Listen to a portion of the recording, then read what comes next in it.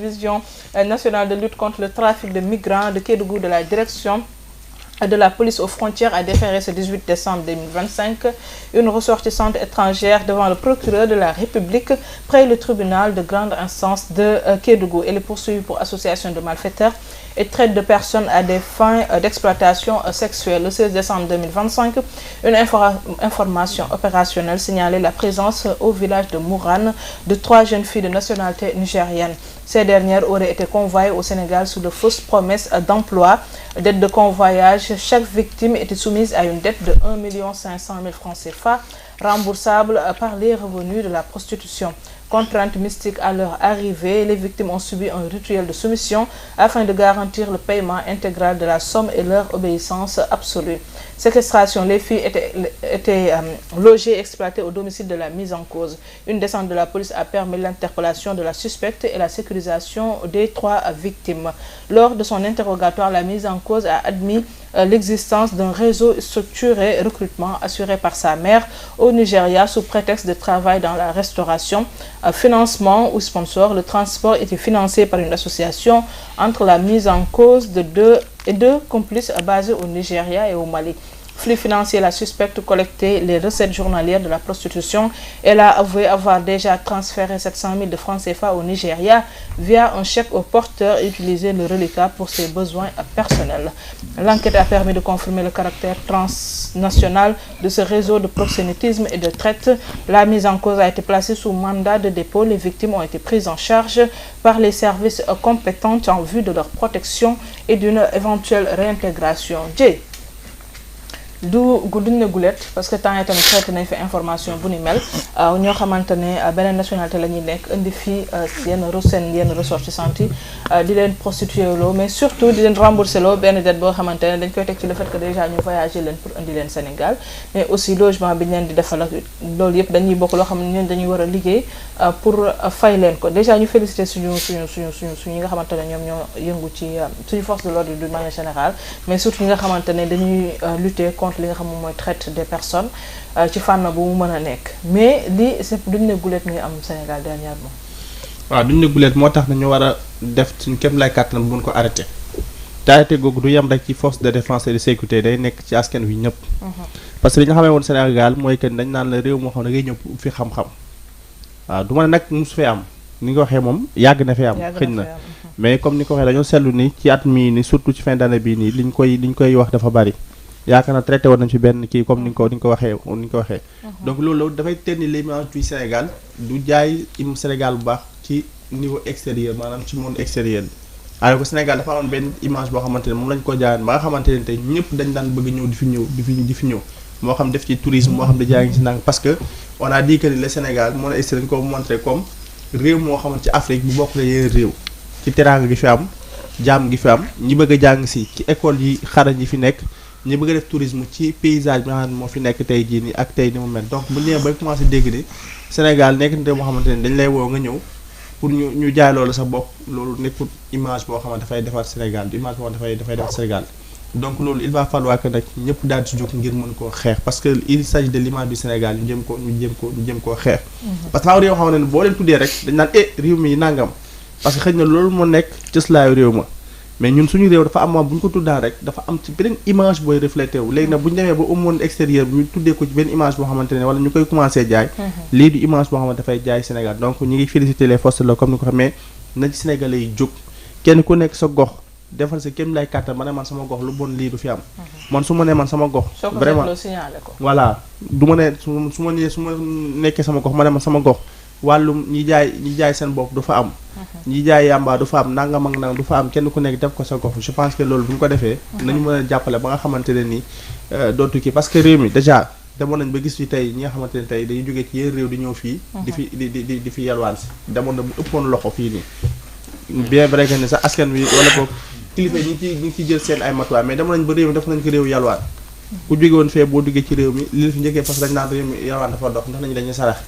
léegi nag noo ñu defoon tey ba nga xamante ne yalwaankat dem nañ ba bari fi bu ñu muy wut noonu lañ nar a defaat réew mi ba defkatu ñaawtee fi commencé di fi bari donc loolu lañ ci bàyyi xel baax a baax en tout cas man j'interpelle les Sénégalais parce que les forces de défense sécurité ñoom ñi ngi def seen liggéey fu ñu déggee lu mel nii dañ dem intervenir mais ñun Sénégalais yi nañ ci dugg suñu loxo baax baax ngir mën leen jàppale ba lii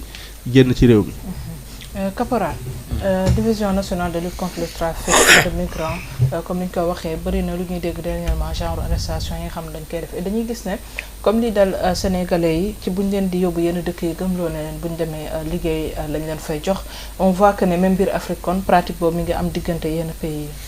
waaw jëy laal na ko sànq muy jamono yi ñu ngi ci doo waxtaan phénomène bu mel noonu am ñu jàpp parce que ñooñu Sénégal lañu jóge dem fi nga xam ne moom mooy ci pays ci sous région mais bii contraire bi la dañoo jóge sous région bi ñëw ci biir réew mi n'est-ce pas. mooy li may wax rek képp koo xamante ne dalaa woo muy mu jege la muy sa xaritu muy sa leneen ak leneen noo koo gëjoon dégg mu jéeg-jéeg woo la ne la yaay booy fii kat fi nga li nga nekk dëkk ba dafa méttee gis nga Sénégal dafa méttee xam nga mais maa ngi fii depuis boobu noonu maa ngi sant yàlla alhamdulilah maa ngi yónnee sama mbokk fii en un moment mu ci benn weer mën nga fay ñam benn 500 000 bu dëgër ci liggéey boo xamante ne macha allah fekk yow yaa ngi fi Sénégal di souffrir weer wu dee pour nga am 50 000 sax problème la yow bu fekkee da nga nooy bopp nag Mama Faye da nga naan foofu fallaak xam nga ñoom sax am nañu fit ba ne banal la bu fekkente ne kii wala mën nga ma jox sa yaay wala sa papa ma waxtaan moom ak affaire yoonu lépp pour gagner li nga xam ne moom mooy seen confiance en tout cas lépp li ma wax ci loolu. lu jëm ci loolu nit woola ne la fii am na liggéey jàmbar Mama Faye jamono ji mu commencé la wax yoo xamante ne kiiwul nee ko man ñëwuma te aussi tam parents yi nañuy bàyyi xel bu baax a baax ñi nga xam ne ñoom ñooy seetaan Bonjour Sénégal ku ñu woo naa la fii am na liggéey wala fii am na liggéey moom Mama Faye non bul dem bul jege en tout cas daal di daanale di féliciter suñu force de l'ordre bu baax a baax ñu ngi def liggéey bu remarquable Mama Faye surtout brigade de recherche yi poste de gendarmerie police yi nañ kii en tout cas fi mooy gën a accentuer daal mooy frontières yi ñu ngi def liggéey bu am solo mais nañ ci gën a taxaw bu baax Mama Faye. merci beaucoup Caporal Pape Thiam. waaw xanaa di sensibiliser waat rek ñu xoolaat suñu toogaay parce que ñi nga xam ne dañuy ñëw ci réew mi di def loolu. dañuy yàq ñi nekk biir Sénégal parce que boo gisee nit di def yenn yi influence dafay am influence boobu nag ñun nañu sensibiliser ñi nga xam ñoo di suñuy doom ba influence boobu duñu dal li nga wax dafa am yàggul dara ci Kébémer lu mel noonu amoon na fa ñoo xam ne duñu sax ay sénégalais ay sénégalaises laay wax parce que jigéen lañ am benn quartier bu tudd Daaru Salaam bu nekkoon Kébémer dañ fa wut seen logement spécial yaa ngi dégg te ay ñaare ka dëkk ci dëkk ba moo leen di héberger utal leen fu ñu dëkk di leen defloo yenn yi yaa ngi dégg léegi nag loolu ñun en tant que sànq jiyee yaa ngi ko doon brosser mais da nga ci àggul ñun ñooy dénoncer loolu parce que waa Daaru Salaam bi leen loolu dalee ñoom ñoo wàccee ci terrain bi woo police mu ñëw ñu dem tas kër gi taal kër gi lañ def jël ñooñu yóbbu leen commissariat mais loolu mooy acte de citoyenneté boo gisee loo xam ne ci sa koñ lii jaarul yoon da nga koy dénoncer mais fii ci Dakar gii ñu nekk ñaata appartement nga gis yoo xam ne dugg ak génn bi da nga koy gis nii te doo ko wax du fi jeex léegi waxuma ñooñu légal nañ wala légal parce que wàllu prostitution bu ñu waxee rek dëgg te yàlla tax wërta légal ndax loo xam ne amul diine ju ko nangu ba kenn bëgg koo légal naan ay wutal ay carte de santé ay carte sanitaire ak ay yu xam bu yooyu nañ ci génn ci yooyu li nga xam nag mooy frontières yi ñi yeneen pays yi nga xam ne dañuy jël seeni ndaw di leen dugal Sénégal di leen defloo yenn yi tamit am nañ ci encore beneen part de responsabilité parce que man mënu ma nekk benn sénégalais bëgg jël ay sénégalais yu jigéen dugal leen biir Mali te aw ma foofu benn représentant wala koo xam ne dina ma fa taxaw exemple laa joxe quoi kon cela veut dire que ñi nga xam dañuy jógee yeneen réew jël ay xale jigéen dugal leen Sénégal bi ñuy ñëw contacté nañ benn Pape Thiam wala benn Abdoulaye Dieye pour bu dikkee mu accueillir leen ñu xool ci yan conditions yi la ñuy nekk ak naka la ñuy liggéeyee léegi loolu nag ñun ñooy defaraat suñu jukko yi doxaraat suñu toogaay ba loolu képp koo xam ne bëgg nga dugg suñu réew pour def ko loolu du antu ñu échegal ko sensibiliser ñi nga xam ne nekkandi nañ fii nag di ko def loolu jeex di féliciter les forces de l'ordre gars yi niñ ci taxawoo parce que boobu léegi nag saa yoo déggee cas boobu da nga dégg ñun la police wala gendarmerie gars yi teel nañoo intervenir jàpp nañ leen dugal nañ leen fii loolu tamit bu ko doom dina décourager ñi nga xamante ne bëgg nañ def yu ni mel. très bien loolu comme ni ko Mama waxee day décourager parce que dañ naan lii kat Sénégal boo jógee dem fa lu leer laa lay wax bu dee poste de police la dinañ la teel a jàpp bu dee brigade gendarmerie la dinañ la teel a jàpp kon loolu tamit félicitations à nos forces de l'ordre nga xam ni saa yu jëyee jooju amee rek ñoom dañ ciy teel a taxaw merci beaucoup Mama Faye. merci beaucoup Pape Thiam ñu jàll ci dernière